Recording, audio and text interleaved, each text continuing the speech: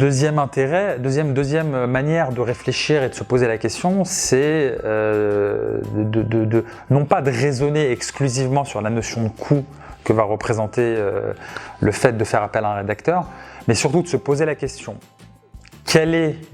mon coût horaire, mon taux horaire, et quel est le taux horaire du rédacteur? Si mon taux horaire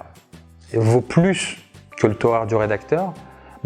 déléguer la rédaction de son mémoire,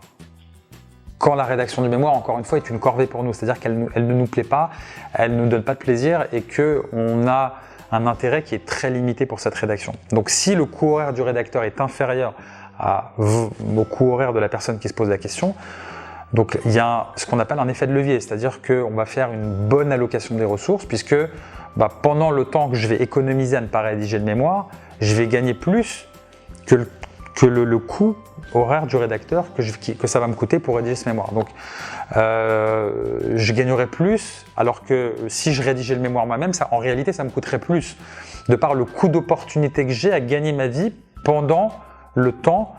que je ne vais pas rédiger mon mémoire, ou quelle est la valeur que je donne à mes priorités et à ce que je vais pouvoir faire pendant le temps que je ne vais pas rédiger mon mémoire. Alors que le rédacteur, avec son coût horaire, est-ce que ce coût horaire n'est pas inférieur au coût horaire à mon coût horaire à moi? Donc c'est une question à se poser aussi lorsqu'on est amené à arbitrer et à se décider s'il faut faire appel à un rédacteur ou pas. Si c'est une corvée et si mon taux horaire est supérieur à celui du rédacteur, il y a un intérêt qui est clair et qui relève même d'une bonne décision managériale relative à l'allocation des ressources. Donc notre temps, on ne va pas le consacrer à quelque chose pour lequel des personnes peuvent le faire à coût moindre par rapport à son propre taux horaire.